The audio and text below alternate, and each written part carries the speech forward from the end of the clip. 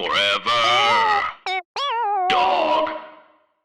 Hey, Midnight Snackers. Thank you so much for listening to my show these past few months. I am so truly grateful for your support. And for a little holiday treat, I just wanted to re-release a few of my favorite episodes to celebrate all the fun we managed to have in this godforsaken shitfire hellhole of a year, and just to look forward to what's to come. So guys, from the bottom of my heart, love you so much. Have a happy, happy holiday, and have a wonderful new year.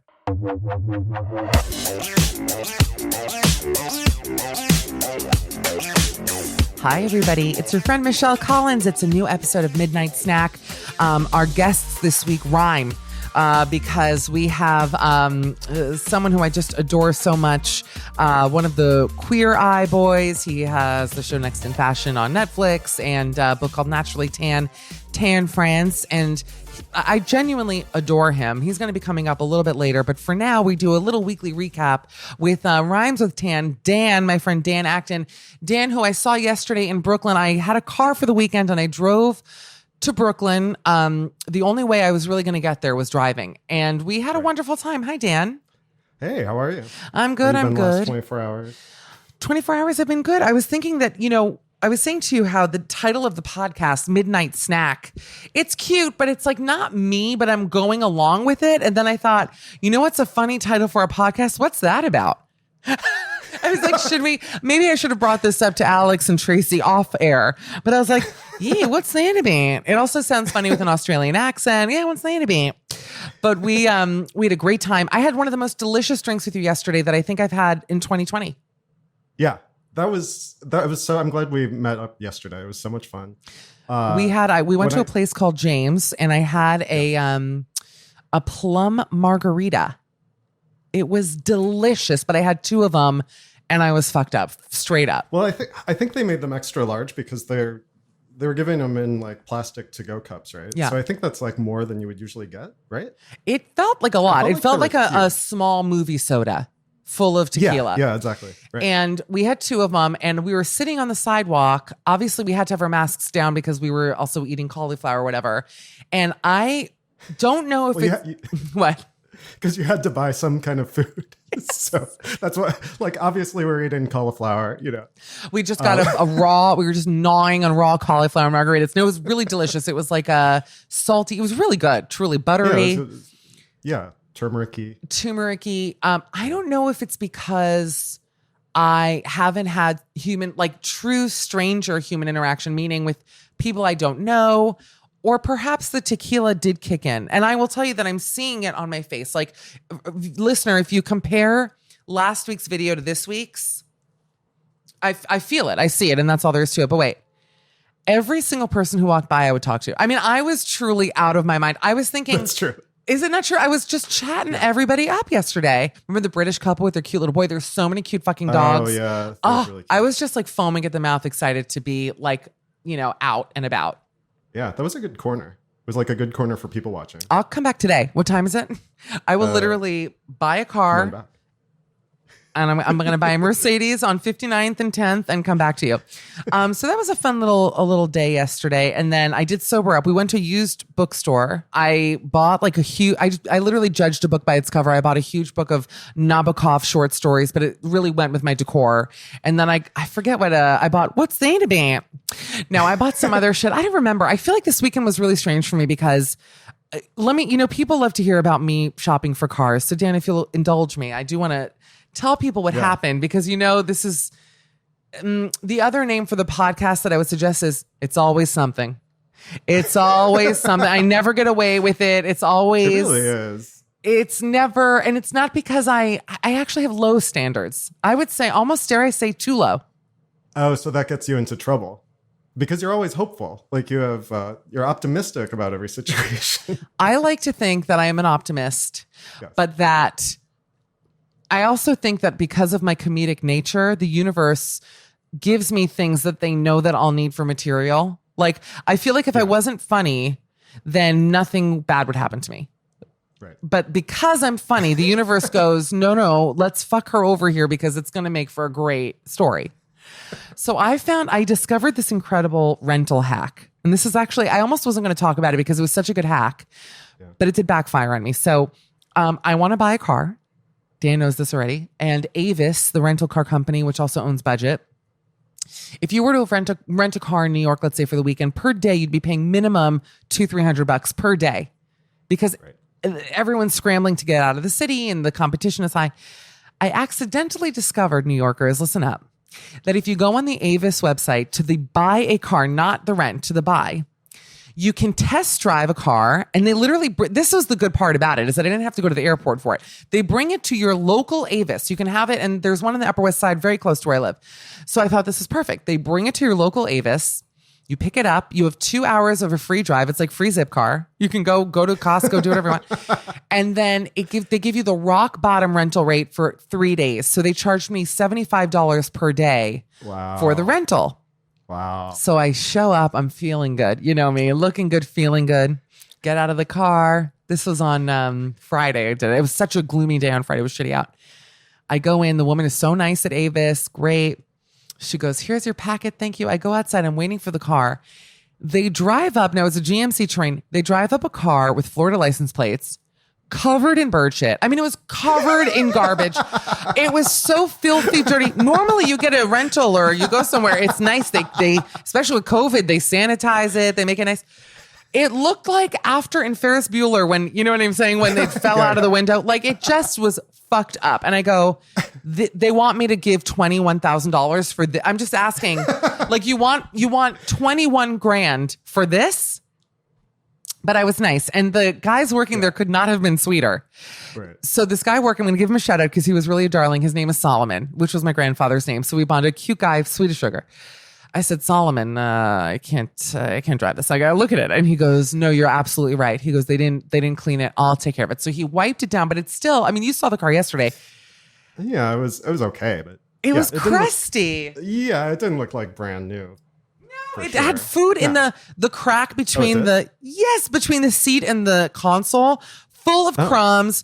It just looked shitty. I was like, what is this? And then it drove. Then then I get in the car and he kind of wiped it down. And I become friends with everyone. I love to chat people up. I get in the car now and I'm like driving away, and it's the steering wheel is so tight on it, Dan, that with one hand to try to turn, make a left or a right, I was using all my hand. I actually have a pain right between my thumb, like right in this part of my thumb and my index finger is killing me today because of how difficult it was to turn this car.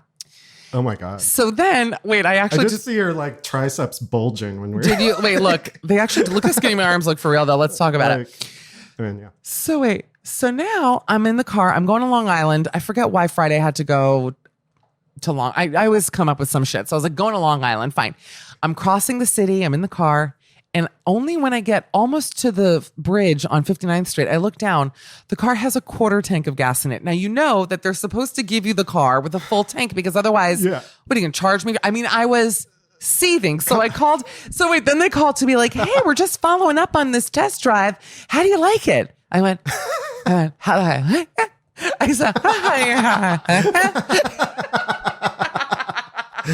I'm like, I said, well, let's see. There's no washer fluid, so I'm getting dinging. The engine light is on. There's no gas in it. It's filthy dirty. Thank God for Solomon. And they were very nice. They were like, yeah, they go, sometimes they don't clean the car. That's what they said. I was like, all right, well, maybe you should work on that if you want people to like plunk down, a half year's salary for this shit, but okay. Which you had no intention of doing because you were just taking it for the weekend. No. I actually was. No, I was actually test driving it. No, that's why I don't. Oh, no. That's why I was actually really trying it out because I wanted to buy it. But the second I started driving it, I'm not giving him $2,000 for this car. I could barely turn it. Sunday, when I came to you, we got in the car, the famous dirty Avis rent-to-buy car. And I get ding, ding, ding. And I was like, oh, that's going to be about the washer fluid because it's coming. The washer fluid. One of my tires was going flat. I'm going, this cannot be happening in this cursed, wretched vehicle. And luckily we went and we had a guy fill the tire. I mean, it was actually perfect. Yeah, it was like right down the street. Yeah. We were on like Atlantic where there's all the tire fill. Like they actually say like fix a flat. Like there's 1,000 places. We were in Tire Town. We were in Tire Town, USA. And I got it filled. Remember there was like the hot guy standing outside and I was like, do you work here? He was like, no. like my head ostrich necked out the window. I was like, he was like, no, that guy doesn't. Pointed at a guy who was covered in like grease. I was like, oh, not you, him. Okay. I'm like in the passenger seat and your neck just like crosses in front of me. I went full like, sandworm. I went full Beetlejuice sandworm and just. And then when I left, I was like, thanks again. I was like, you're awesome. Thank you. I was just so excited to be in Brooklyn with all these hotties. Anyway, so it was fun. I had a nice time this weekend. Yeah, my hand is killing me. And now I'm just I'm like in this mode now where I know we have some news to get to before we welcome Tan France here, but yeah, I don't know. I'm feeling like where do we go from here? This isn't where we intended to be. Those are Evita lyrics. Uh-huh. Where do we go from here? Are we getting this? Did I press record? Thank God for that. This isn't where we intended to be. You know that song? We had it all. You don't know it? You believed in me. I saw it once. I believed in you. Yeah. Well, you want to get to a little bit of newsy news? Yeah, Dan, do you have any other updates for us? Yeah, this weekend, I mean, that was definitely the highlight of my weekend. I watched the Harold Ashman. Yes. Event, let's talk about it. Yeah, because when you first picked me up, I opened the apartment door and blasting is Suddenly Seymour. Yeah. And you have the window rolled down. You're just like, get in. I was like, this is awesome. Like, this is actually, I was depressed before that. I was like, all right, let's do Little Shop. No, it's so funny. I forgot that's how I picked you up. I was in such a good mood. It was like, the opening chords to Suddenly Seymour, that dun, dun, dun, dun. It's like sad and so sweet. And I really think it's the most pure song. I cannot think of a song that is more heartfelt, a little bit bittersweet, and just, I don't know. It's very special, that song. The words, the melody. Alan Menken wrote the music for Little Shop. That Howard Ashman documentary, which is just called Howard, is so wonderful. It's on Disney Plus. If you get a chance to see it, I'll tell you this. I've always said that Howard Ashman, because of Little Shop and Beauty and the Beast mainly, is just the level of brilliance that this man possessed. Right. To even think of the lyrics, even when you hear the song Grow For Me, I've given you sunshine, I've given you dirt. Like, the rhymes in that song are so almost like a modern day Jay-Z in a way, because the level of, it's like freestyle rap actually, of the level of clever rhymes and double meanings. And there's something, did something get into an accident outside? I just heard tires screech. Yeah, there's tires screeching. It's me. I'm in the car. Yeah. Suddenly Seymour. Like, Mish? Yeah, get in.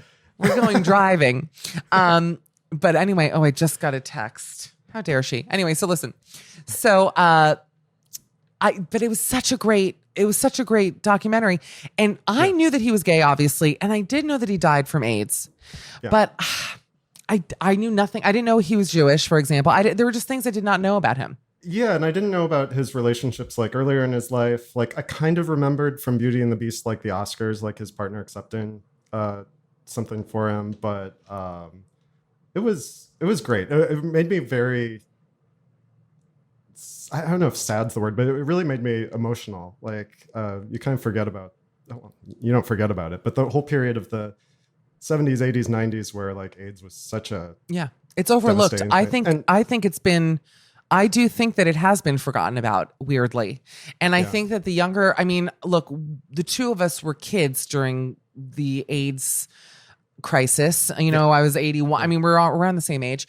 And really, we had family friends who lost like uncles, brothers from it.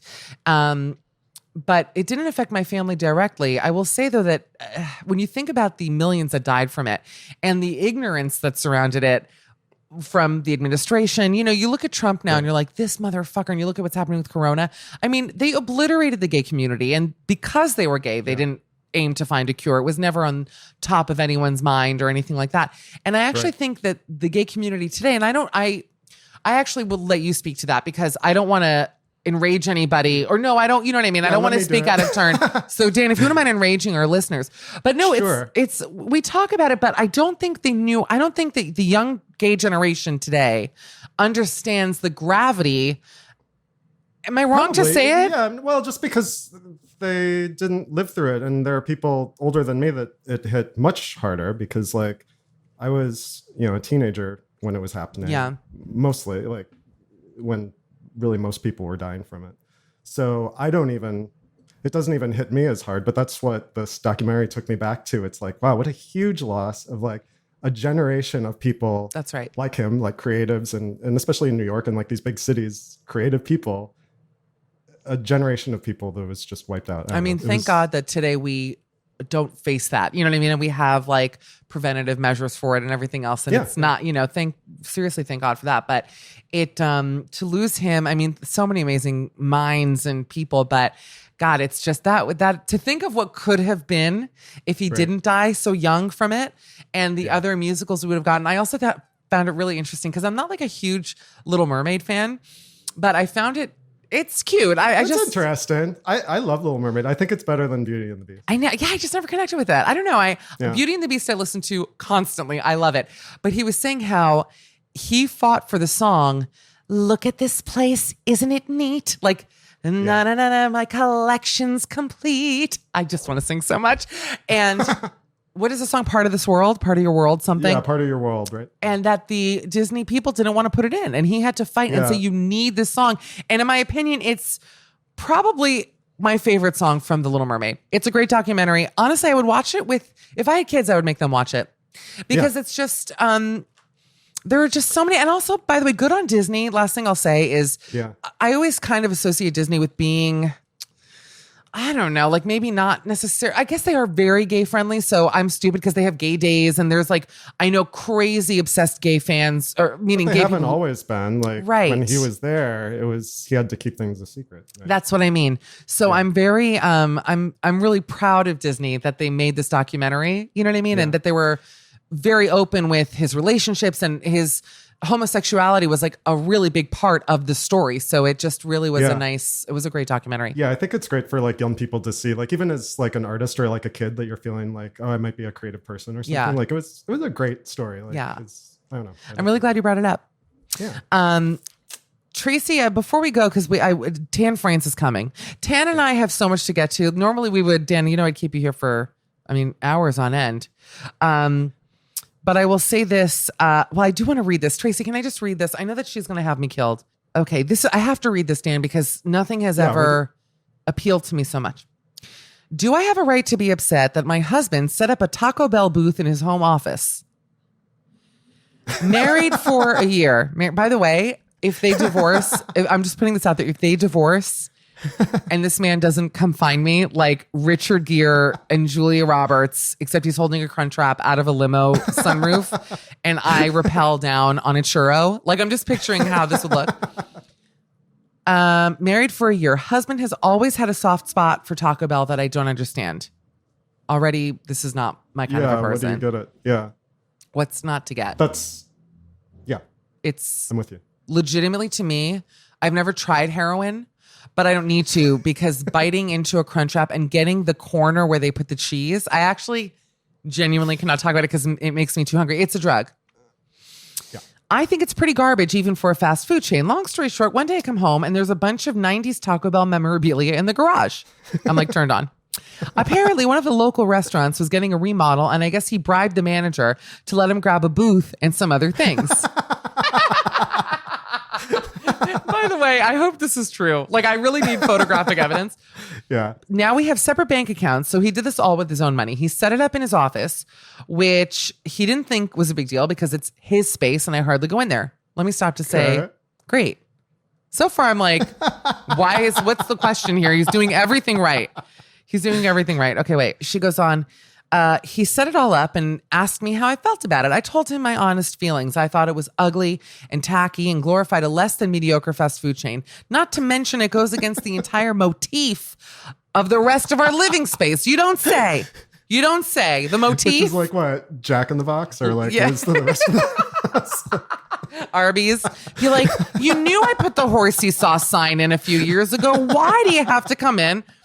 No sense. It's got to be. I'm just guessing by her tone that she's like that this woman who's writing this is really into home goods inspirational artwork.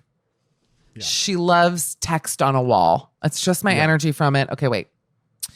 I'm still absolutely stunned and shocked that anyone, much less my husband, would think it's a good idea to set up a Taco Bell booth in her house. I think it's so funny. First, can I say that I misunderstood this? I thought he set up like a booth that you would find at like a conference or like a trade show booth. I was thinking it would be like like where he'd give food to people and people were. I didn't know that she literally just meant he bought a booth.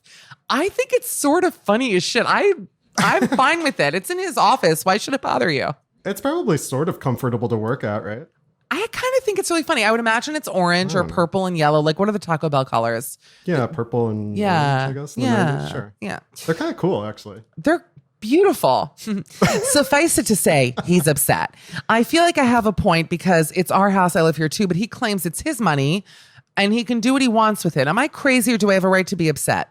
Read the rest of their answers. Okay, wait, I'll click on it and see it's on Reddit. Oh, here it is. Oh, by the way, they're 24 and 25. Well, they're not going to last. They're over. Yeah. And if they have like a big enough house where there's a room that he can totally set up that she just has no idea what's in there. That's what I'm saying. Like, people have man caves. I feel like most men would like live to have a Taco Bell booth in their man cave. It's so, first of all, I think it's really funny. Like, I just find it humorous. I'm just going to read a couple of comments and then we'll welcome Tan. Someone said, lady, you need to live Moss. That's the top comment. That's good. Good. It says, imagine being this annoyed at the little bit of happiness your husband has. 1, Taco Bell is delicious. 2, it's his office. 3, hey, try being supportive of the man you love instead of beating him down. I'm so far. By the way, I don't know why I'm not married because I'm like actually so easygoing secretly, which we know is all a lie. But I'm so easygoing. No, but don't you think like this shit would make me laugh? I'd be like, that's funny. Right. Maybe it wouldn't though. Maybe I say that in real talk. Like maybe I would be pissed. Everybody, like people are like, you just want to hear what you want to hear. But someone said, you're being a dream crusher. Tell your husband I will gladly hang out with him in his taco office if you won't. I think it's... I would be embarrassed if I was the husband and somebody said that was my dream. Like dream crusher? Like I could do more, but I will say that it takes a lot of gumption to go to the Taco Bell and offer them money for the booth. I mean that, and they had to hire a truck for that. They're heavy. Like you can't just throw it in the back of your Versa. Like you need to have professionals move that shit in. I'm just saying. All right, listen. They have to like screw it into the floor too, right? Maybe. I would think that just for the crud on it would be Billy Crudup would kind of kill me a little bit. Yeah. Take it through a car wash first. Yeah. That's a great point. Dan, I do feel like we sort of shortchanged you this week because I will say this, that our guest this week is someone who I just adore so much. And I wanted to have the most amount of time with him because he's, you would just adore him. So Dan, but I love you. Follow Dan at Dan_Acton. You're the funniest person I know. So there you go. And thanks for being here. Yeah, thanks for having me. Of course, we'll see you next week. And guys, let's welcome to the podcast, star of Queer Eye, star of Next in Fashion, Tan France. I have to do a deep sigh to introduce my next guest because he fully relaxes me in a way that I'm sure he would be uncomfortable with if I really got into detail about it. But just his vibe, his humor, his look, his talent. And I'm so thrilled that I waited until after Emmy nominations came out to have him on the podcast because your stock just went up so much as an Emmy nominee. Thanks. I thought it was doing all right. And then, it just goes up each time, which is a nice feeling. It's a great feeling. I should say your name because everyone is like, what is that adorable voice that I just heard? No, we should continue on the whole thing and see if they can guess. Let's do it. But I'm gonna give misleading clues. I'm gonna be like, you know him from all the Coen Brothers movies. You've seen him. He was once the Bachelor, and he didn't do very well in it at all. He didn't want any of the women, weirdly enough. He hated all the women, and he was a former host of Wheel of Fortune in Dubai. Only in Dubai, though. That was a weird one that you got hired for that. No, but really though, the most handsome, comedic, lovely. I really adore you. Genuinely. He's an author. He has a book out called Naturally Tan, hilarious title, and host of Next in Fashion, which is your show with Alexa Chung. We're going to talk all about it. Fashion designer, Queer Eye, of course, one of the beloved Queer Eye boys, Tan France. Hello, my love. How are you? I really do wish we had gone along and not said who it was. I think that would have been way funnier, but we can do your way and just do like a regular American thing and tell them we could pretend to be exes too. Like we could have attention. We can edit out the first part. That. Wouldn't that be fun? That's exactly what your mother would have said. That's right. Like that kind of thing. Yeah. Well, that's really what led to our downfall, wasn't it? My mom. Yes. The problem with my mother is she gets involved too soon and too fast. So I've learned. Remember that? Yeah, I do remember that. Remember what your sister said to me at my bat mitzvah? I honestly think that she's the reason why we ended up separating. I always hated your mother. By the way, you would actually facepalm me into a ditch and love my mother so much. If you met my mother. She's amazing. Wait, so Tanny, first of all, tell everybody, because I want you to know, for those people listening, you have such a monochromatic thing happening with your hair and your wall. Tell everyone where you are right now. I'm in my home in Salt Lake, and I chose Salt Lake City, Utah, and I chose to have my house blend in with whatever transition my hair was going through at the time. Yeah. And so it is currently gray. We will be all white. It will be a completely like white Kim and Kanye style house in about 2 years. I love Salt Lake very, very much. I've been here for like 12 years, and it's just lovely. And I know you're probably sat there, Michelle, with your judgy eyes like you used to when we were together, and thinking, why did he choose that place of all places? But it's gorge. I would think it is a twist, I will say, because I've never been to Utah before, but my knowledge of it is that it would not necessarily be the most welcoming place for a foreign gay man of color. Like, it just doesn't feel like that would work. And I understand why you would think that. However, I have never felt more welcome in a place than I do here in Utah. I think here's my reasoning why. Have you ever been to England? Come on. 3 times a year. You know that I have, please. Okay, good. Have you ever seen South Asians like Pakistanis, Indians in England? Yeah, of course.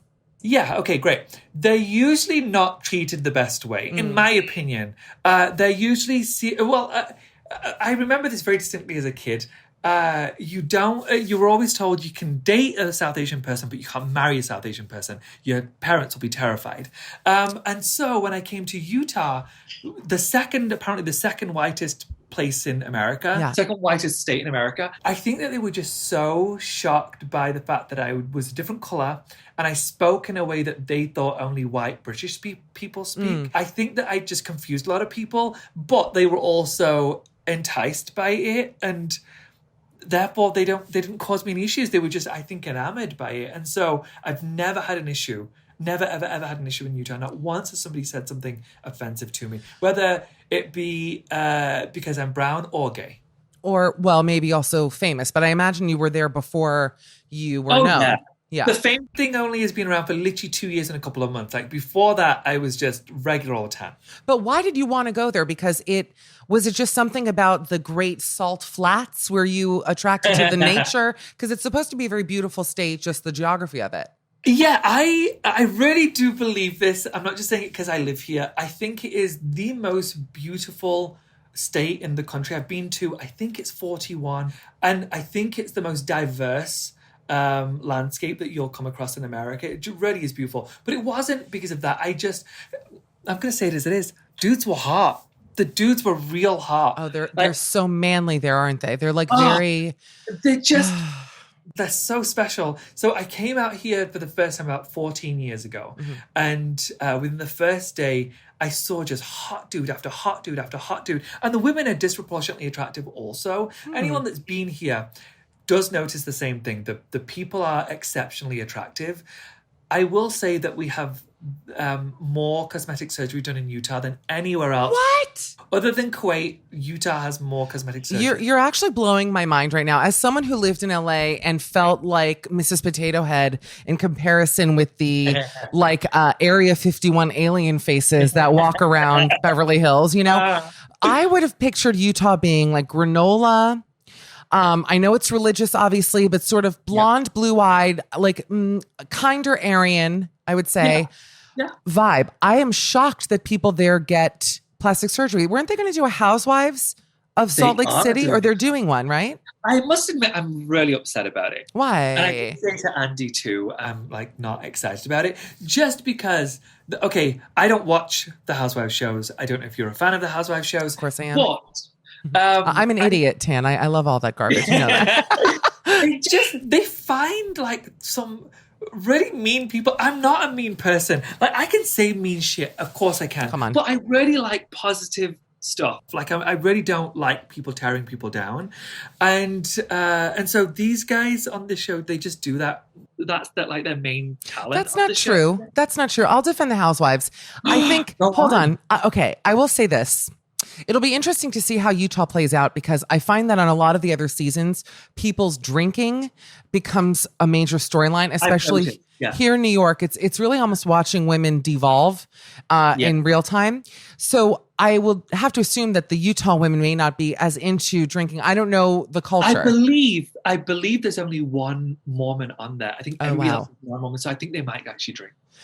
It'll be interesting. I'm curious to see because I know a lot of celebrities go to Utah as their vacation place, and especially in Corona. You're like an OG Utahan, right? Yes. And you're recently an American too, which we'll talk about. But I'm curious to see what the culture is like there and if it's just as vapid. Like you telling me about plastic surgery is actually a reveal. I would have thought it was.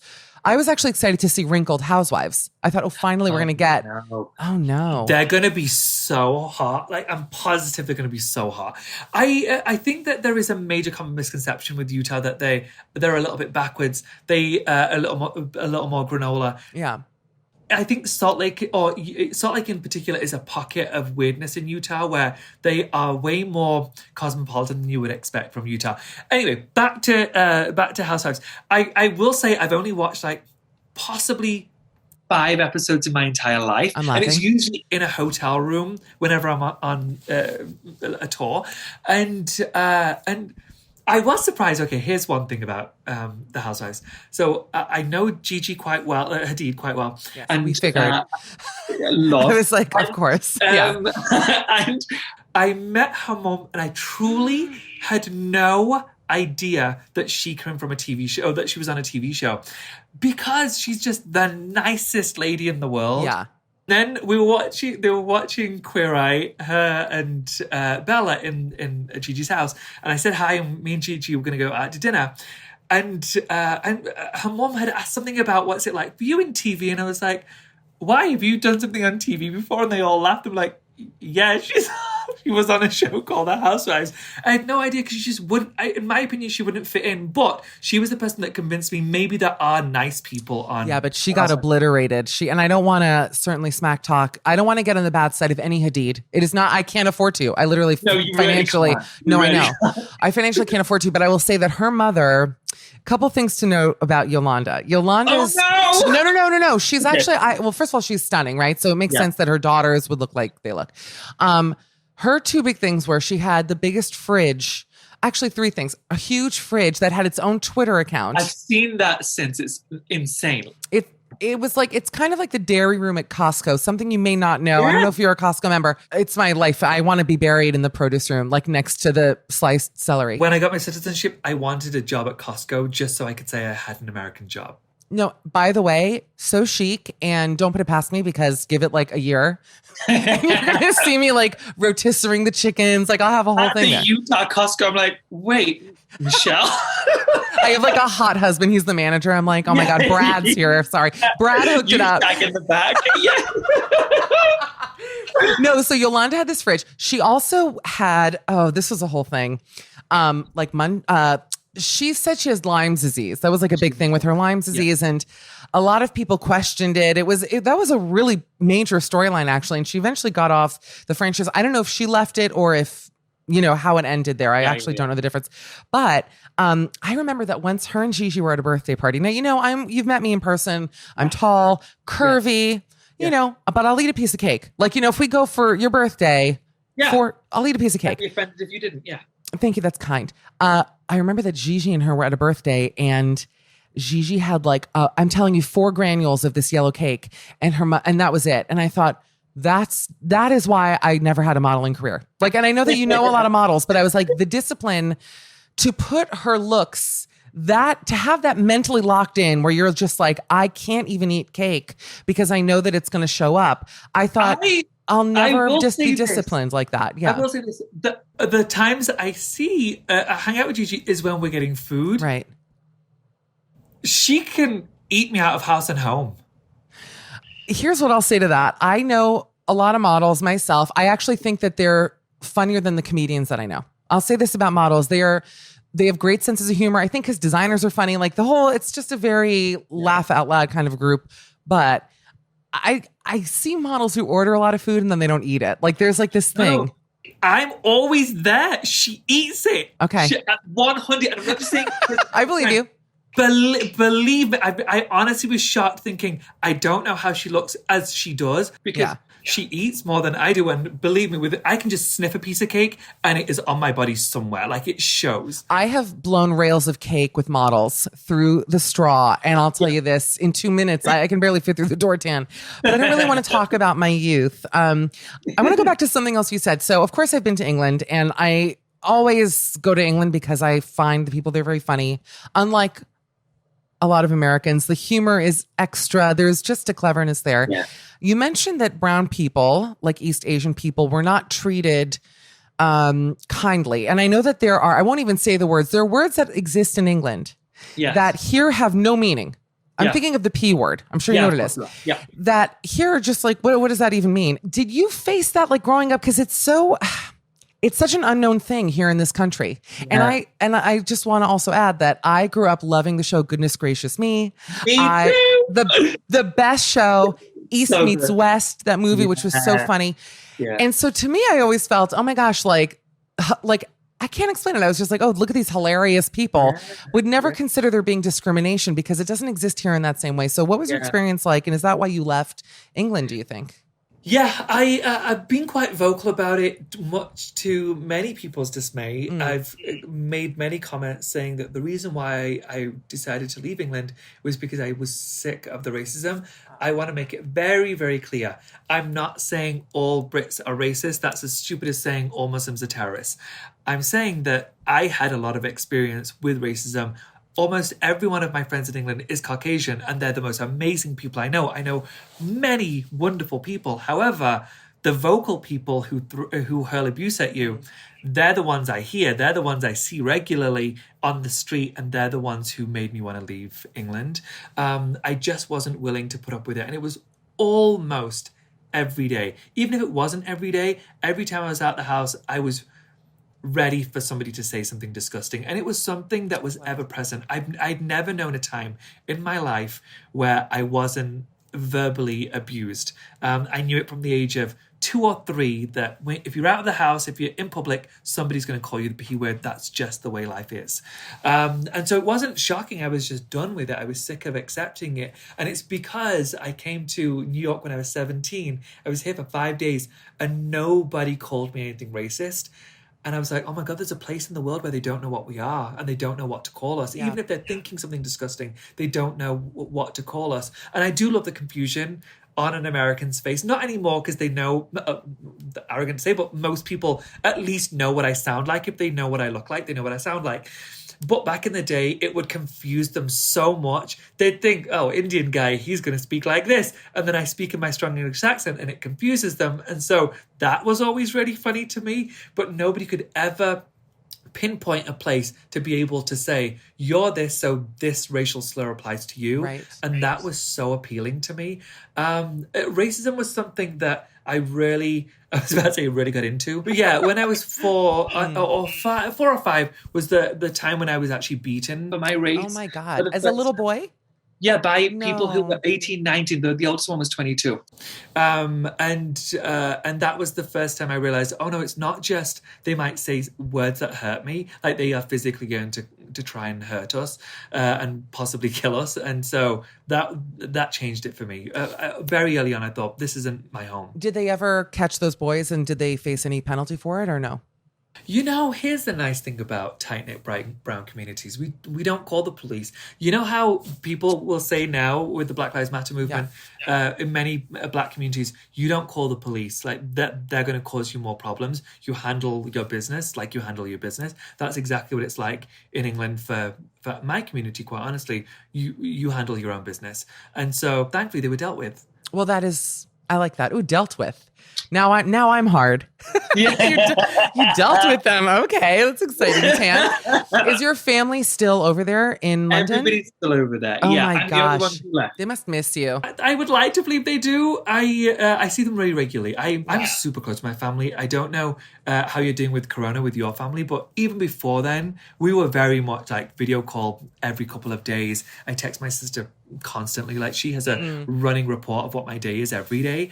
And so even though I'm not there physically, with video calls, you can have a proper relationship. You really can. I find it funny that because of Brexit, Americans can still go to England. Like selfishly, and I have this fantasy that I keep bringing up on my radio show where because I can work anywhere in the world right now because we're not in the studio, I'm like, I want to get a ticket to London like tomorrow and go and live there for 4 months. I'm like, this is like studying abroad part 2. I'm not getting any younger. Weirdly, I'm getting hotter.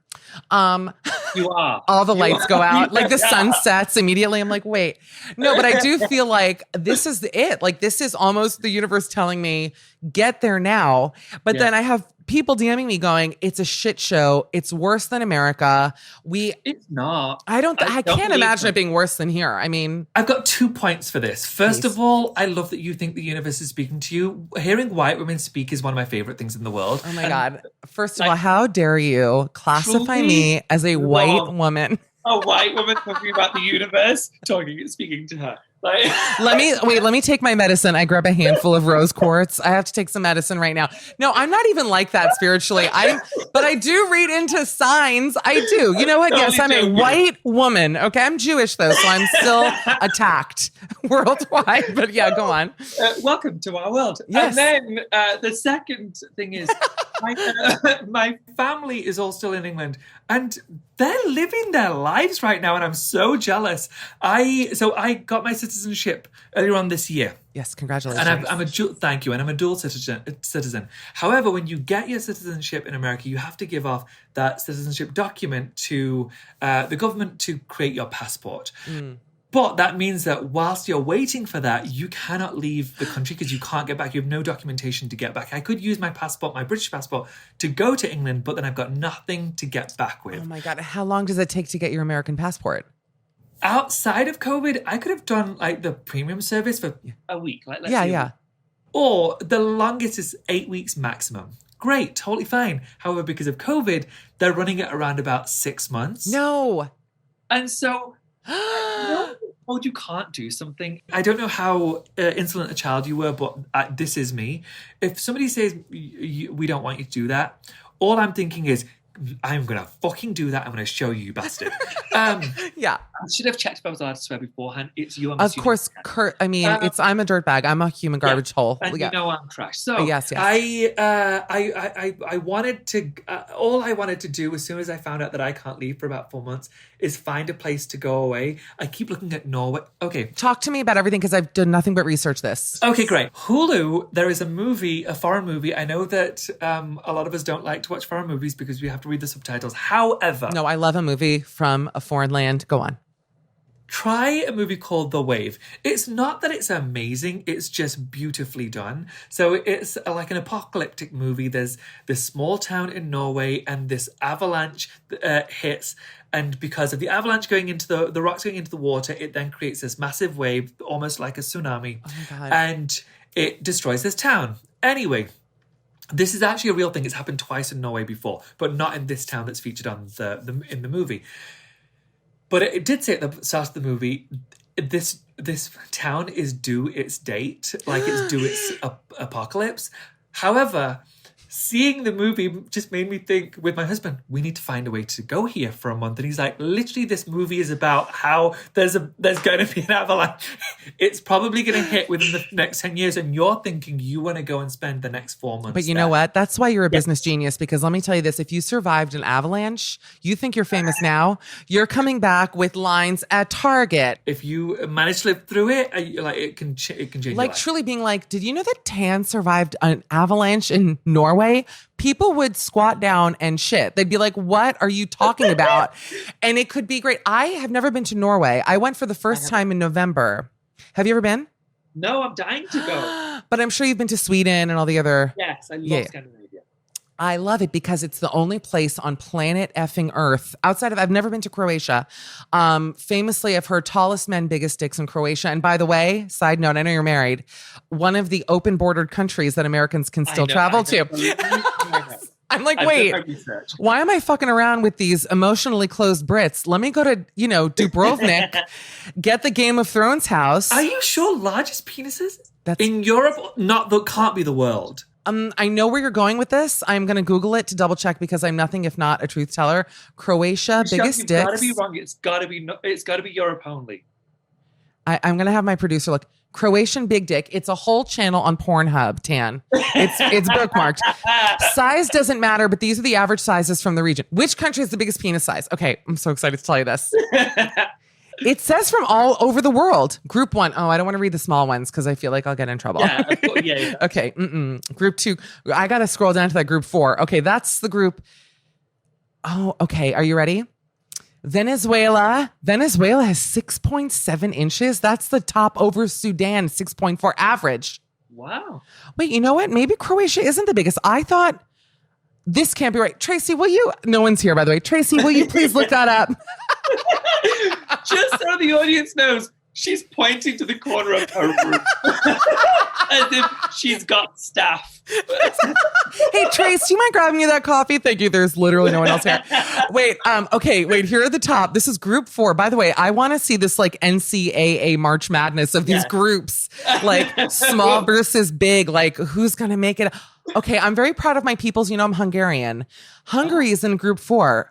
And you know how you know? Because the men are so fucking ugly in the face that you know that it's like Pete Davidson disease. You know that all the blood went to the dick. When you see their face. And my mother used to say that the Hungarian women also have very tight vaginas because everyone in Hungary has such a long face that when they were delivered, they got squeezed out.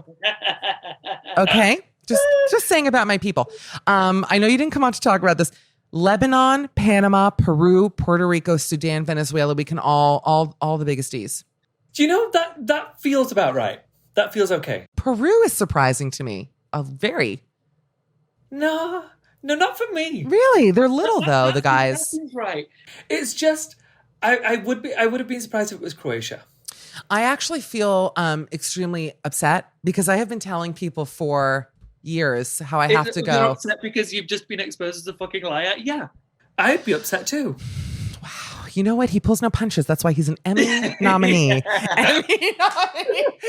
Well, anyways, I would still listen. How big is Croatia? 5.8 inches? I'll take it. Who am I to turn my nose up? You can't sleep with anyone right now. It's COVID in America. You can still sleep with people, but you're just risking your life. Yeah, it's not worth it. Mm-hmm. So wait, Tanny, so your husband's there with you in the house? Yes, I am I call it quarantining, but we're not really quarantining. We're just at home. You're wearing your mask out, though. Of course. Okay, good. Quarantining at this point just seems ludicrous. I agree. to say it that, to articulate it that way. Like, we're staying home to protect ourselves and others, but quarantining makes it seem like I just came from a dangerous place, or I'm about to go somewhere, so I've got to protect myself and protect others before I go there. But really, I'm just staying at home to stay safe. People love saying the word quarantine, and I've noticed. They really do. I'm about to like right now start a gang war, which is a lot of comedians who I respect on Twitter like calling it quar, like Quar. Oh, believe me, I've noticed. And see, I feel like we're really going to bond over. I just want you to like fall in love with me, basically. Yeah, I did already when I came know. to the show. I know we had the best time. Wait, I am someone who made a career off of abbreviating words. Like, it's like sort of my thing before any other fucking person was doing this shit. Well, I mean, Vanessa started doing it. Yes. I didn't say that shit. I just want the listeners to know you're really trying to fuck me up, and it's hilarious. No. I'm just saying I was doing it in like 2006, 2007 writing. I'm sure people did it before me, but wait. Quar is not a good abbreviation. No, it's not. It's terrible. Because there are certain words like ovs. Like, ovs is not going to be anything else. No other word starts with that, really. Whereas with quar, it just it could be anything. It really could be anything. It just sounds terrible too. It's like quarantine. I'd rather call it like teen. Something stupider. I'll take teen over quar. Yes. And it's Thank not you. an easy word to say. It makes the word harder to say. The whole point is that you make the word easier and dumber. Yeah. And you're actually making it sound bad. Yeah. I knew that's the only question I have. Thank you for that. I'm going to throw a curveball because apparently this interview is going to go anywhere I want it to go, which I really appreciate. I'm so nervous. What? There are certain words that are really hard to say with an English accent that you guys have here. Quar's one of them, like quar. Quar. And then there's names. My friend who I adore called her daughter Maud. In American, it's really easy, Maud, like however you guys say it. But in English, it's you sound like a pompous dick, like Maud. But there's no easy way of us saying it. First of all, doesn't sound great in the American accent either. Maud was, I say this as a 6'1" big boned woman. Maud was a famed B. Arthur character. The name Maud to me just sounds like someone who pisses in their pants. Like, it's like the name of like an old incontinent woman. I'm sure she's a lovely little girl. No, sometimes I love an older lady name on a cool young person. Like, do you know Maud Apatow, Judd Apatow's daughter? Is that who you're talking about? Because it's somebody super cool and chic. Love that. But it's just the word itself is hard to say. And I really want to say, can I call you something else? I'm just laughing because when you said the name Maud and I was about to dig my heels in and talk about how much I hate that name, I was like, there's literally no Maud who can make or break my comedy career. And then you went, Judd Apatow's daughter, Maud. Yeah. So the Sorry, person Judd. who makes people's comedy careers, his daughter is. Hey, Tracy, can you Google other famous Mauds for 1 second? Thanks. Also, Tracy, can you find out if Costco's hiring right now? Because I've got a feeling she's going to need it sooner than she thought. Listen, I can roast a chicken so quick. People would be like, who made this $4.99 chicken? I'd walk out of the back like, Mario Batali pre-sexual harassment. That was a great reference. I'm glad I brought that up. So wait, should we go to England? When can you actually go to London? I can't travel. Oh my God. I honestly did think the last, this has been going on like 5 months, right? Ish, let's say ish. I didn't want to fly. Truly had no interest in flying. I'm still a little bit nervous. But if it meant that I could go to Europe, I don't mean to travel around, just go to one place, rent a house and just be somewhere else for the next few months. And I know this is such a fucking privileged thing to say. People hate us. But it's the life I live. It's not my fault. It's just, these are my circumstances. It's all relative. Anyway, so if I had a chance to go back home to England, I really would. I would happily spend the rest of quarantine there, or whatever we're calling it there, COVID there. Yeah. Because I think I'm going a little stir crazy. As much as I love Utah, I've been, we've really been strict about social distancing. We don't really see anyone. We truly do not go anywhere. We tried going out for brunch a few weeks ago outdoors. But other than that, we've stayed in the house. We'll go to the grocery store once a week. And after all this time, I think I'm going a little stir crazy. Yeah. And so I would love a little trip away. Why don't you and I and your husband share a house in Maine? if you can only stay within the 50 states, let's. Well, should we do it in LA instead? Because my renovation's almost done. So let's. Well, if you invite me, I will literally risk my life and come there. Obviously, you don't know.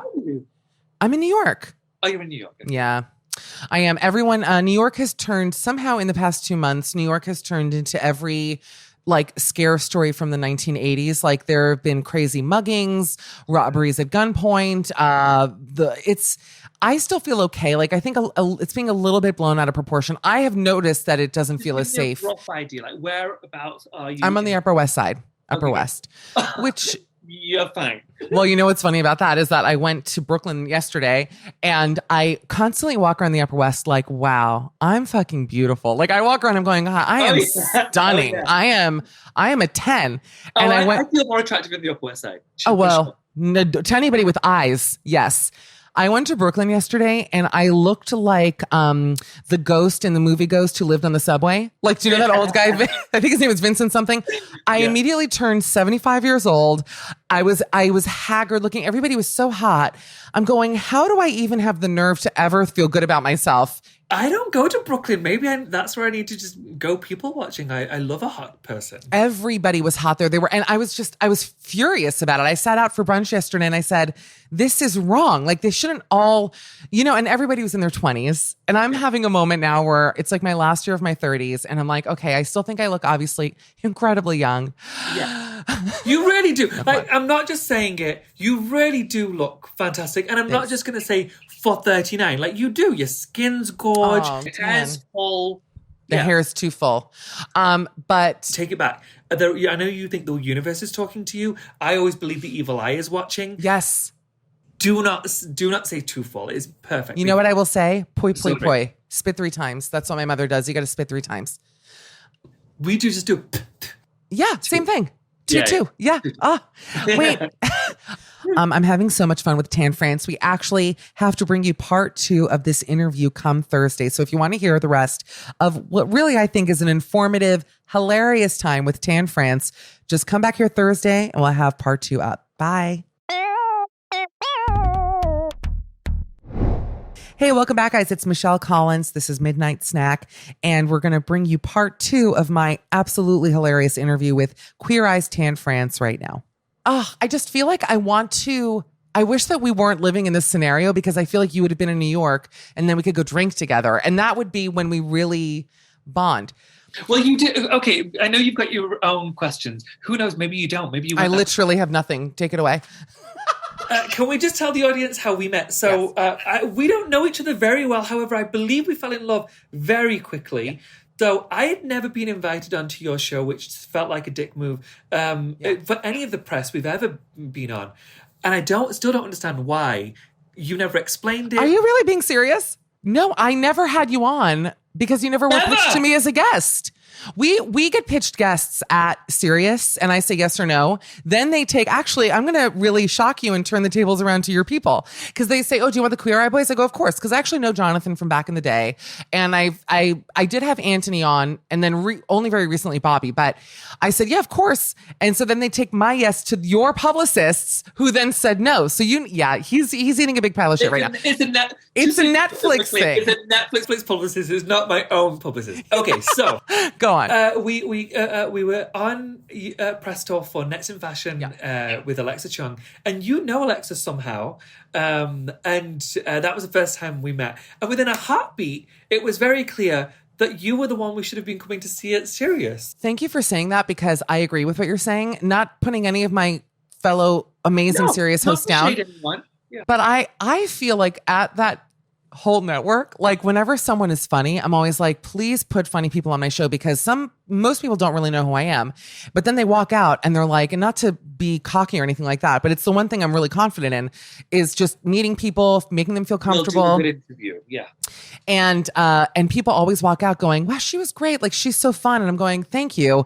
But it's a matter of just having people trust that they're going to have a good time. But people walk out going, who the fuck are you? And I'm going, exactly. That's what I always say. We both interview for a living. Like what I do really is interviewing. It's just a very long form version of an interview over 5 days.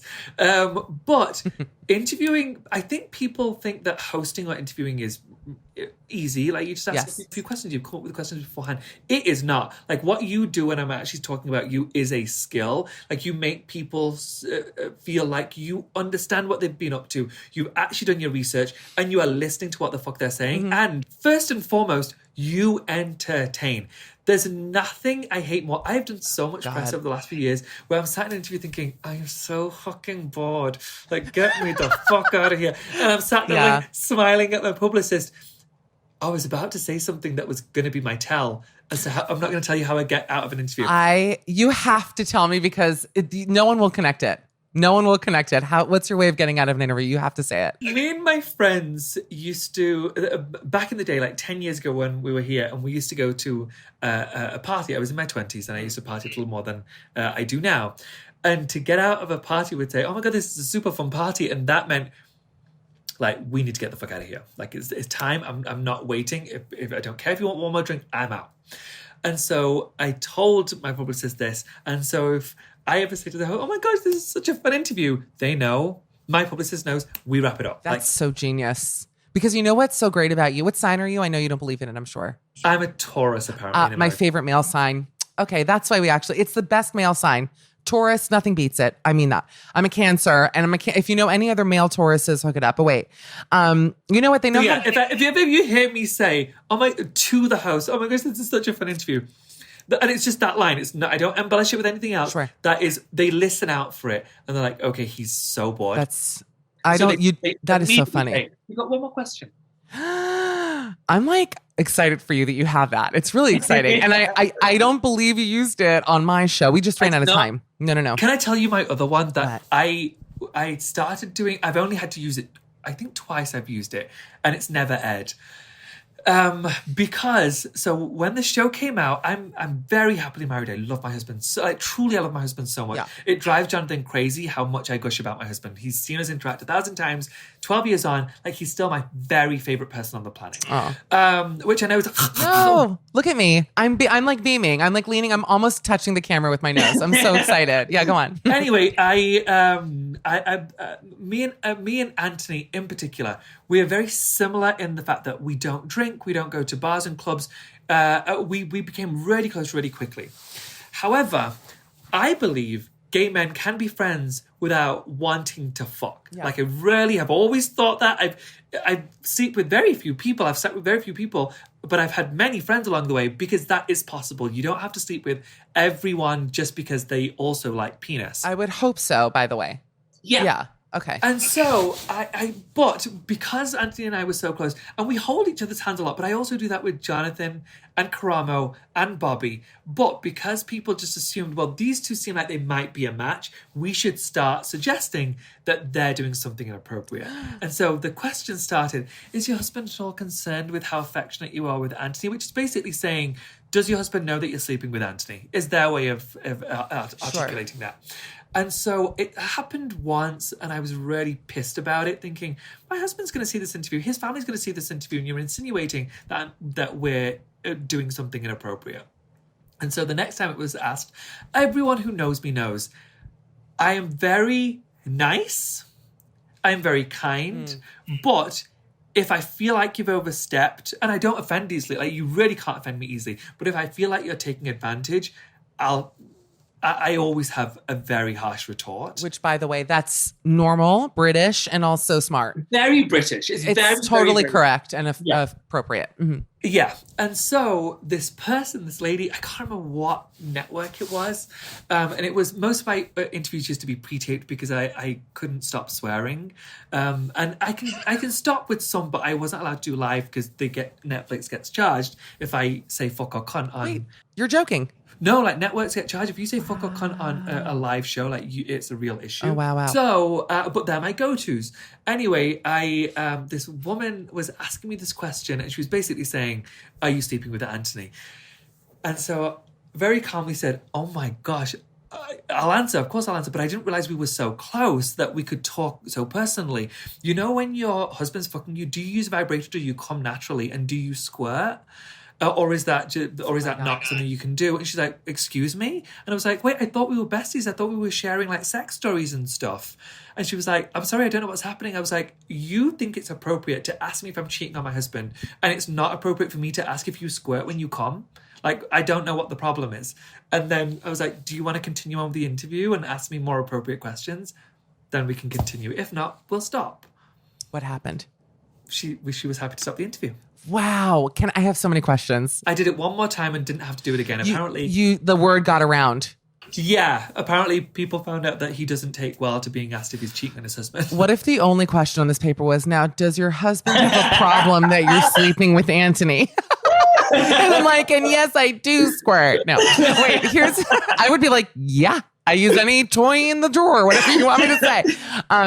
It's inappropriate. But I wonder your take on this.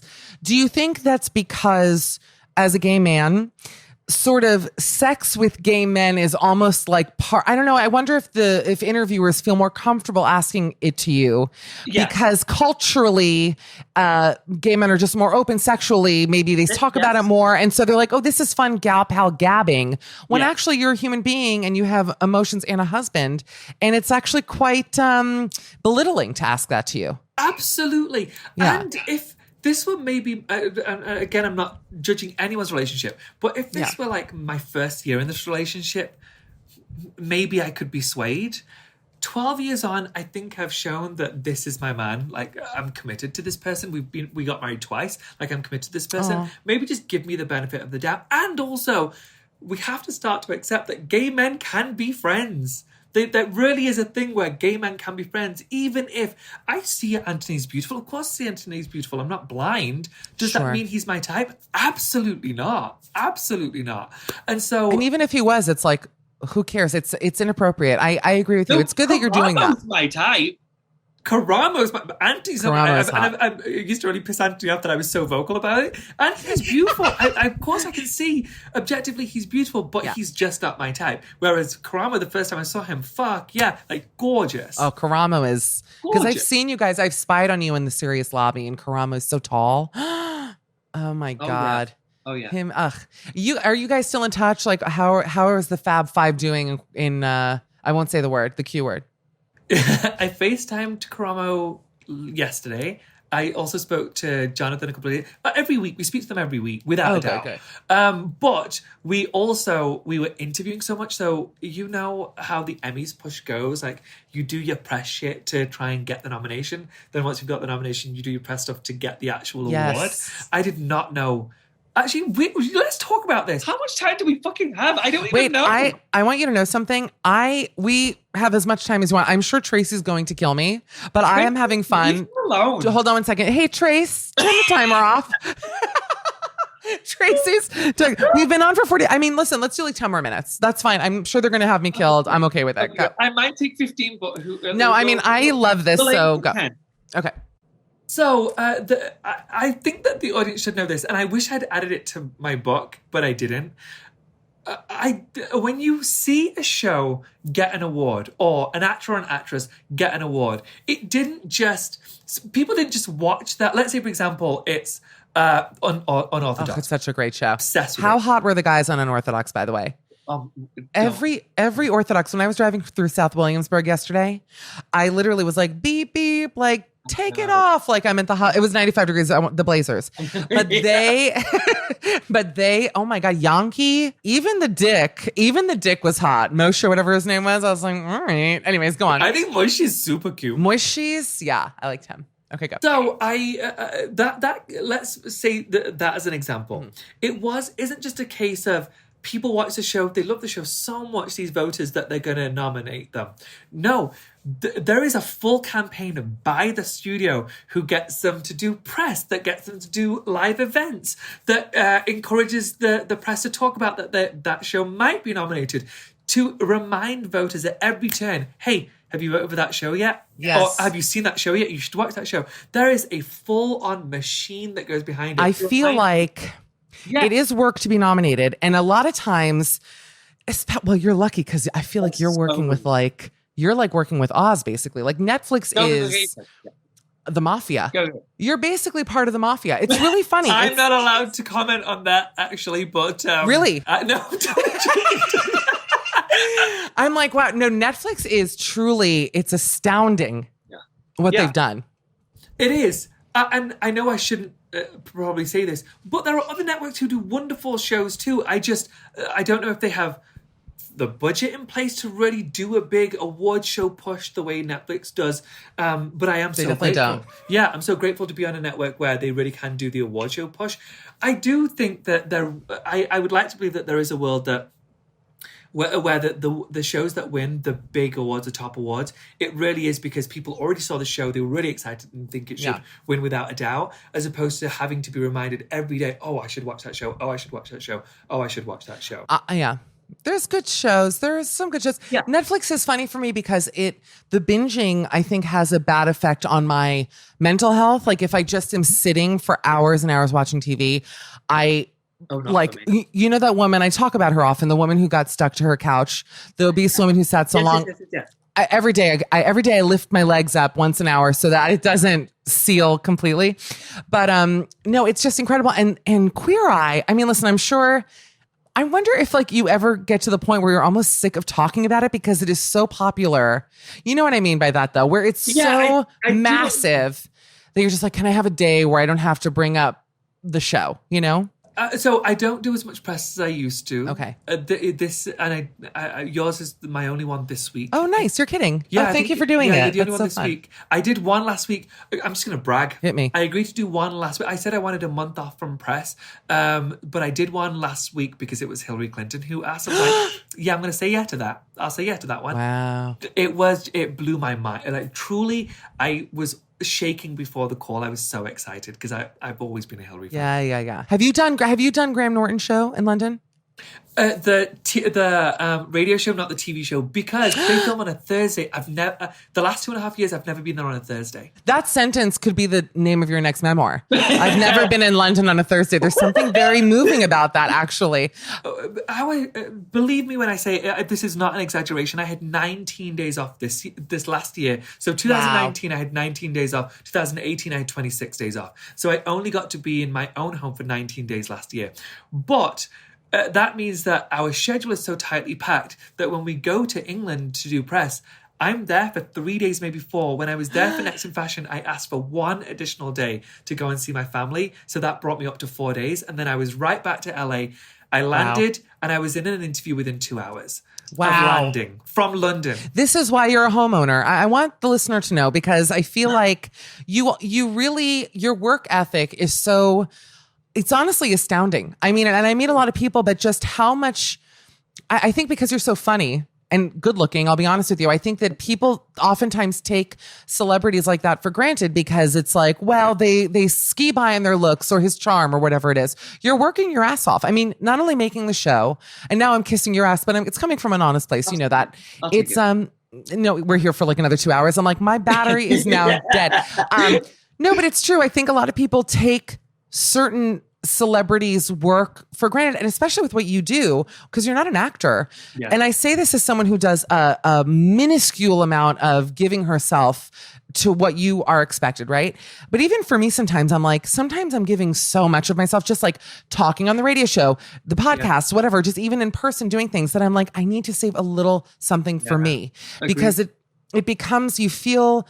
Who am I? It's almost like you feel like worn out. You're like, I just want to lock myself. That's why, honestly, Corona, I'm not saying it was a good thing, but I've not had my panic yet. I haven't had like my full meltdown because I'm sort of like, it's okay. Like we're making it work. Honestly, I've had some shit thrown at me over the last couple of years. Like, he's just the French tuck guy. And don't get me wrong, even I find the French tuck ludicrous. Like, it's so funny that it took on a life of its own. But I'm not angry at it because even if somebody doesn't know my name, they know me as the French tuck guy. I will take that. But really, I want to say to those people who make fun, I just want to say, you think that I just turned up on set, or somebody just plucked me out of obscurity. Actually, this kind of is how it happened. But we'll edit that out. Tracy, edit that out. Plucked me from obscurity, and then I was just successful one day. No, that's not how it happened. I slogged for years. I created businesses. I worked every hour that God sent, and that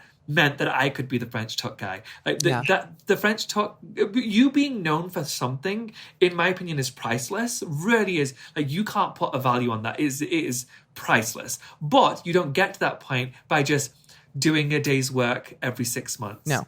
You get it by asking a woman if she uses a vibrator. That shit is so funny to me, by the way. And I'm dying to know who it is. And obviously offline, I will ask you. And let me also tell you, I was gonna talk shit about hosts for 1 second too, which is to say that then you have the people who really did just get lucky as shit, who are like, hot or thin or whatever it is. And they go, I'll be a host. And honestly, those people do well.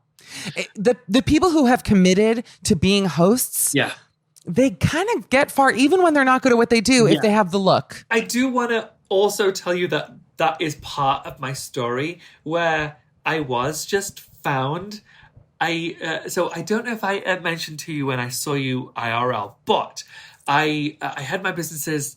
I was done with my businesses. Do you know who Boz is? She's the new chief marketing officer for Netflix. But she was a thing before, and she's like a she's like a motivational speaker. What's her name? Boz?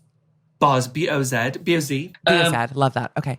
Boz St. John is her name. Anyway, she's on Instagram. She's really impressive. This super powerful black lady. Anyway, she said, like, we've got to stop apologizing for our success. If you've done something well, you've done something well because you've worked hard for it. So I'm just going to say it. Like, I worked my fucking ass off between the age of 15 and 32, and I created very successful businesses, and I sold them. And then I was going to chill for the rest of my life and just take jobs if I wanted them.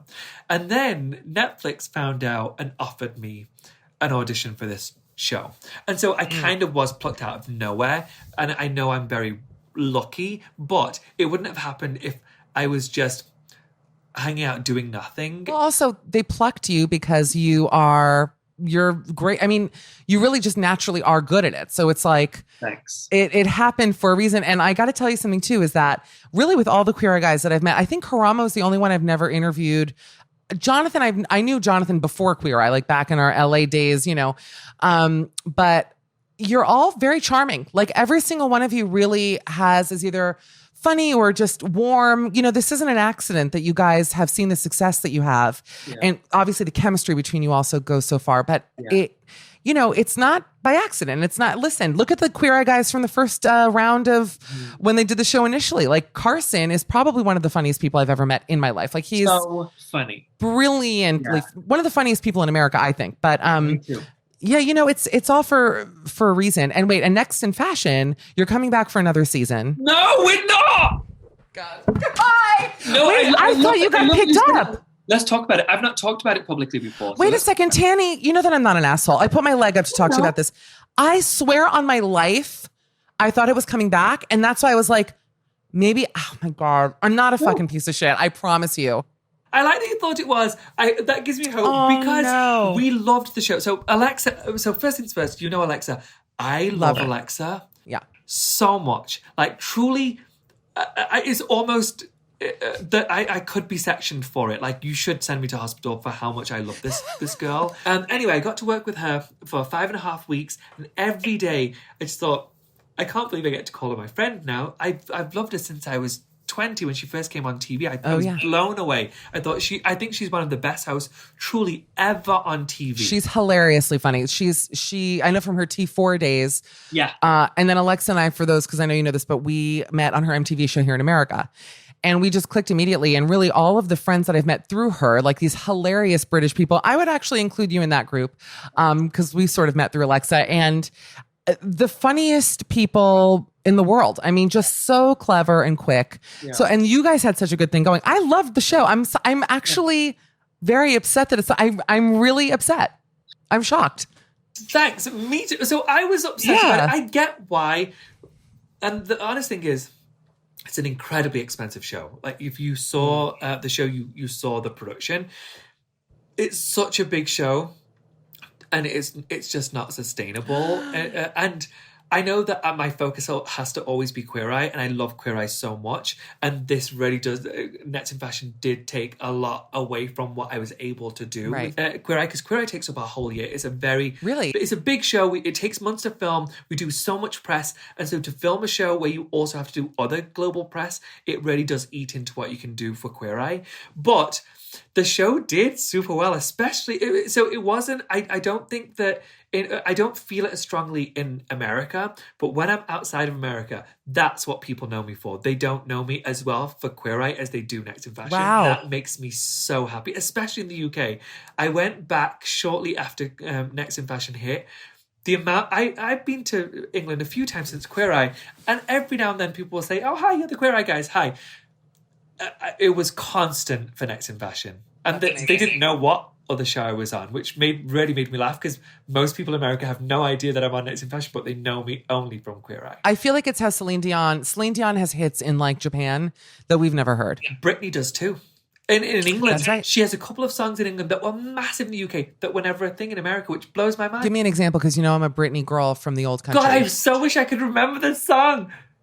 I can't remember the song. There's this one song in particular I played for. I mean, the gays know Britney. Yeah. Every gay I know, they've never heard it. Whereas it was on every gay club in England for like 2 years solid. You have to tell me what it is, if not now, eventually, because send it to you. I consider myself truly like a real Brit head. Like I love. Yeah. I just love her. I love that she's like a robot. I hope she's not.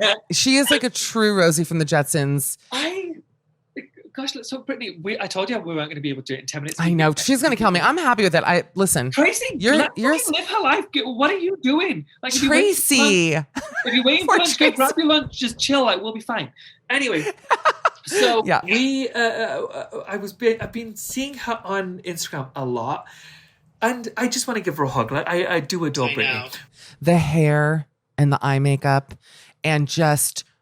It's the I'm just gonna call it peasant tops, like the old worldy peasant tops. The ruffled. Yeah. Yes. But it's the same one every time, and I just want to say, Brit, like, I know you've got money. I'm sure she has some money. I just think can't you just hire like one size for a week who can just get your wardrobe and you're good for like 2 years? I love Brit. I really want her to be her best self. And if this makes her happy, so be it. But I'm sure that she must see that that's not her vibe anymore. Like, that was so 1998. I don't think it's really, really sad. Like the whole Free Britney thing, I have some issue with, because I feel like, do people really know what's going on? Like, do they know for sure that she has no free will? No. I mean, it's a conspiracy that grew. There may be some truth to it, no question. But also the whole thing makes me feel uncomfortable. But, you know, just even her voice has changed. Like, she does seem like she's been through some real trauma. And I'm like, I just want her to be like happy. And she's so pretty. Like, she's gorgeous. Like, she could still get that. Maybe that, oh my God, she should become like there should be a Queer Eye season about saving Britney. By the way, if you did that, if you guys did that, oh my God. You can tell she's kind too. Like, there's so much loveliness about her. Sweetheart. I really do feel for her. She burned her gym down. And her voice, she's always like, hey, everybody. I can't even do it. I know. It's so broken. I wish I was a broken bird sometimes. Sometimes I feel, I'll be honest, sometimes like as a strong pelican, like if I had to compare myself to a bird, really, I would be probably, let's be real, like a cassowary or like an ostrich or something, because I'm just like a big assed, long-legged thing.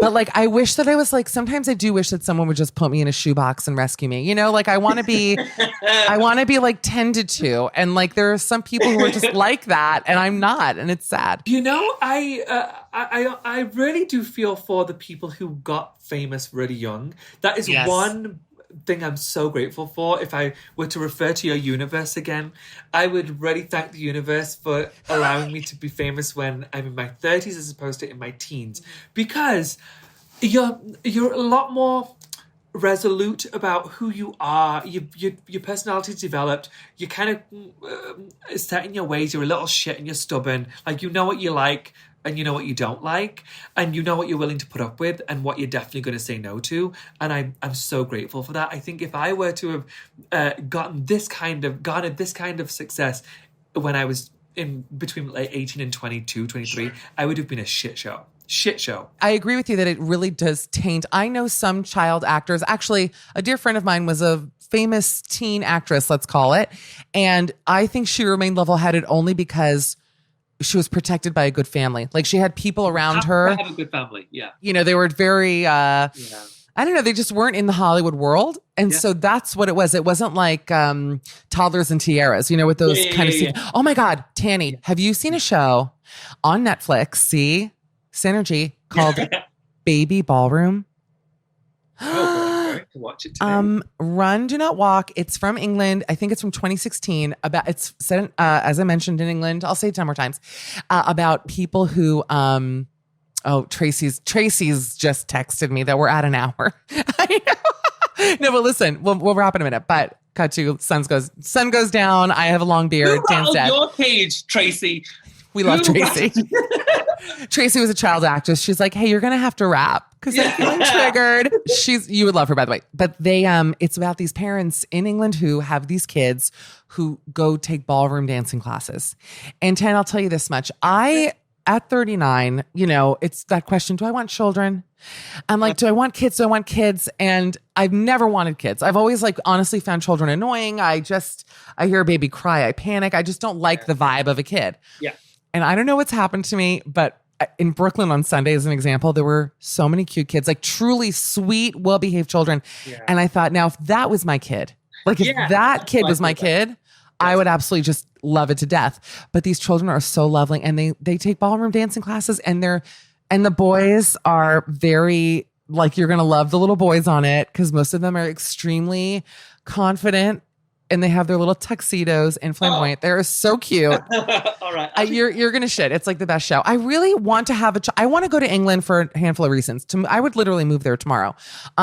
Much like the Upper West Side, I'd like to feel hot there because I feel like my stock goes up there. Absolutely. I will say this. I'm not blowing smoke up your ass. It's just a fact. I'm a sighted person. You are very attractive. But in England, you would be so much more attractive in England. I know, because when I get off the plane there, it's like red carpet is rolled. Batting dicks away. Literally, on American Gladiators, I have that big Q-tip, and it's just big dicks. Where does England fall on that? Let me see where England falls on that list. I'm pulling it up. Not so high. It's definitely not the group 4. They're group 2. Oh no, 5.5 inches. But bigger than America's 5.1 inches does not. So all the Mountain Dew we drink, it doesn't help. Wow. That's real. Wow. Mountain Dew stunts dick growth. What? You know what you've just done is you've done stand-up comedy before, right? Yeah, of course. That's what I do. So, okay, sorry, I did not know that was your main job. And your show's coming back for a new season, though. We know nothing about each other. Okay, go on. I thought your main job was hosting. You do stand-up on the side. You actually don't even know how funny I am. You have to come see me live at some point, because this is bullshit. On stage, it's a whole other person. If you don't invite me to a show, I'll be so fucking offended. I'm going to make you sing with me at a show. How do you feel about it? Okay, go. Continue. Wait, I can't remember what I was going to say. I've ruined it. No, I lost it. I lost it. Never mind. It's because I panicked because I mentioned. I know, and I realized I offended you. No, I'm not offended. And I know that we've got no time left, but I will. I have to mention really quickly. Please plug everything. I do love you and Adam Rippon together. I love. He's the love of my life. I adore. Honestly, fine. Honestly, wait. Let's share him. He's genuinely not only one of the funniest people and most beautiful people, but so funny, sweet, so good-hearted. A really good boy. I first saw him. I'm just going to call it the Ice Capades, even though it's not. It's kind of like that. The Olympics? No. It was after the Olympics. He went on a tour, across America with a lot of the Olympians that he was at the Olympics with, and they did a tour, but I don't remember what it was called. Stars on Ice. Stars on Ice. Yeah. And it was the first time I had seen him, and I asked afterwards to security, "Can I come backstage and just meet them?" And thankfully, one of them knew who I was from Queer Eye. They're like, "Oh yeah, sure, we'll let them know you're here." Great. And the amount of times I've used that is so lame, but it works. Oh my God, use it, please. That's my... Yeah. Don't apologize to me. I'm a scumbag. Go on. I met him and he was really quiet, and I was like, "Oh no, he's not. He's a bitch." But then I said, "Are you doing okay?" He was like, "Yeah, I'm really nervous. I love Queer Eye, and I didn't expect you to be here." And I was like, "Oh, good. I thought you were just not very friendly. He was like, no, I'm really shaking. Like, can you not feel I'm a little bit nervous? And Oh my I went to see the show God. 2 more times because I was obsessed with watching him on the ice. He's just so beautiful on the ice. And he was just so magical. Do you want to know he's with us because you see these flowers that I keep referring to as Tracy right there? He sent those to me for my birthday. That's sweet that Tracy put them in that vase. Tracy, you did such a good job. I can see her just finishing off the coffee for you. She's grabbing my latte. Good job. Here's what I'll say about you, Tan France. First of all, we have a lot of Emmy voters who listen to the show. I don't know if you knew that or not. They are major fans. No, but I'm going to be, the only reason I'm going to watch the Emmys is to root for you. I have like 3 other friends who are nominated that I'll root for as well. But really, I'm so excited, and you better get it. Like, especially after This is the first time we've been nominated for hosts. So the others, I'll be so grateful for. The others, some of the others we've won before, which is the best unscripted. Do you have an Emmy in your home for the show already? No, they go to Netflix, which is why we really want this one, because this one we can take home. Now, not to brag, but I once was nominated for, Tracy, make sure you're getting this, a Daytime Emmy Award. When I was on The View, and for the 8 seconds I was on The View, I managed to sneak into that nomination, and we did not win, and I'm bitter about it. But anyway, he has a book out. Who won against you? It had to be, I don't, honestly. It was either the girls from The Real or The Talk. Because that's the kind of shit I remember. I'm Do so you? thankful that's the kind of shit I remember. Yeah. No, I remember my enemies, but I don't. Anyway, he has well, first of all, everyone already follows you, but if you don't already follow him, obviously on Instagram and on Twitter, look at his stunning face at Tan France. And also your book. How is the book process for you? It's called Naturally Tan, a memoir. Don't you think you're too young for a memoir? When are we going to realize that the word memoir should be used as a deathbed book? We never called it a memoir, I don't think.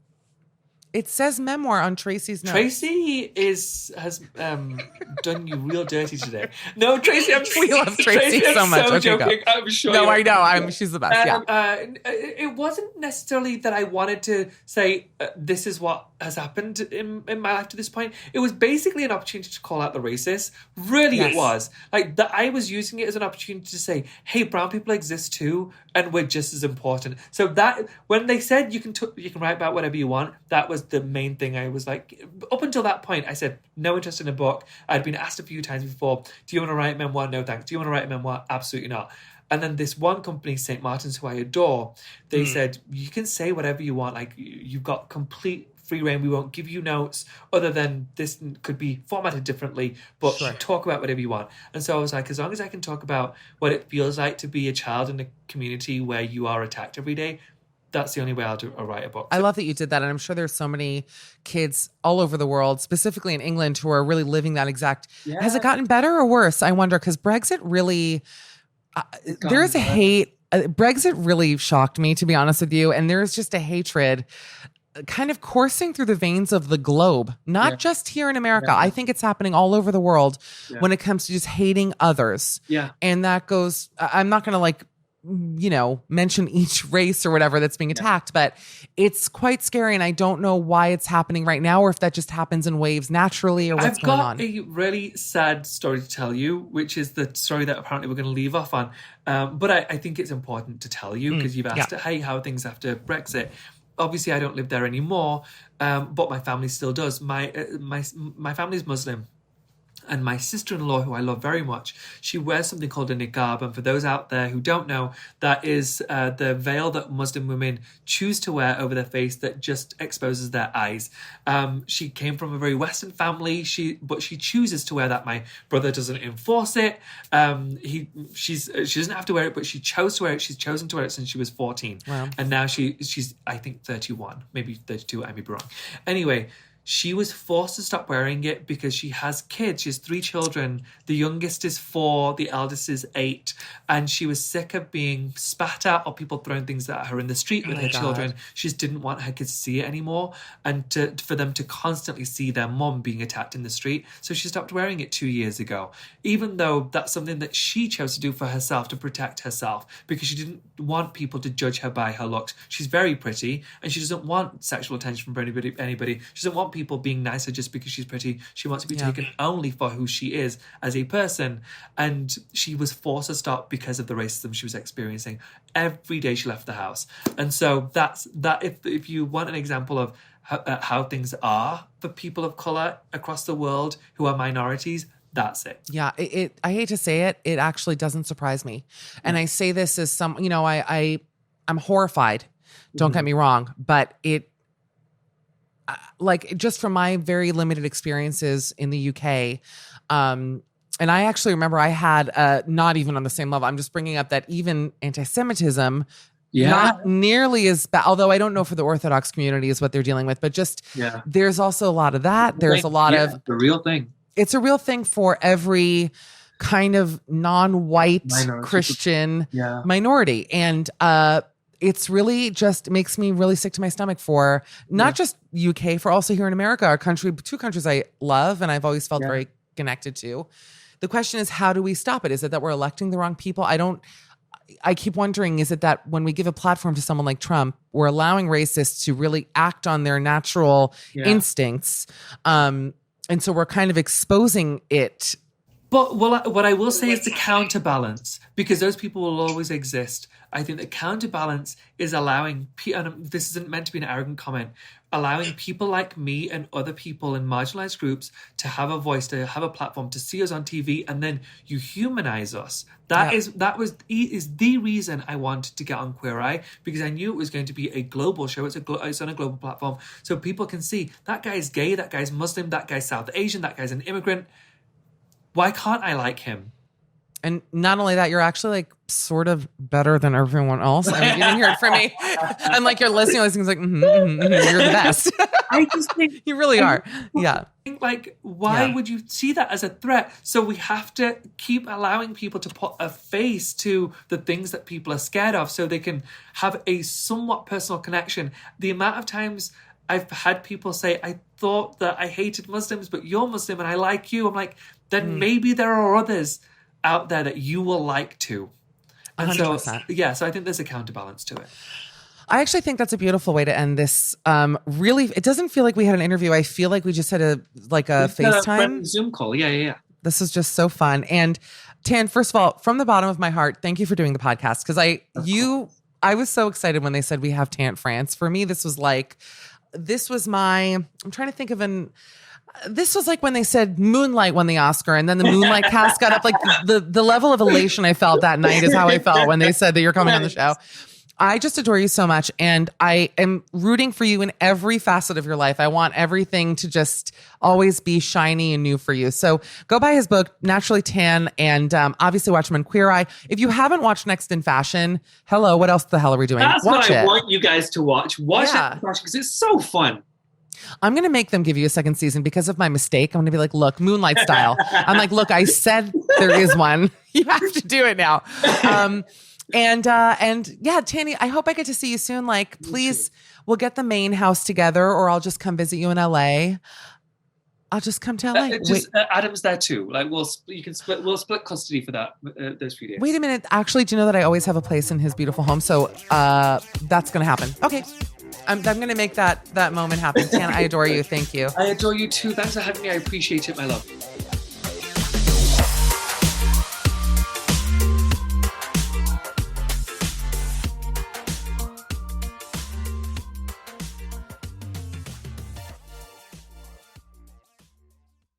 Forever Dog.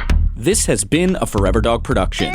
Executive produced by Brett Boehm, Joe Cilio, and Alex Ramsey. For more original podcasts, please visit foreverdogpodcasts.com and subscribe to our shows on Apple Podcasts, Spotify, or wherever you get your podcasts. Keep up with the latest Forever Dog news by following us on Twitter and Instagram @ForeverDogTeam and liking our page on Facebook.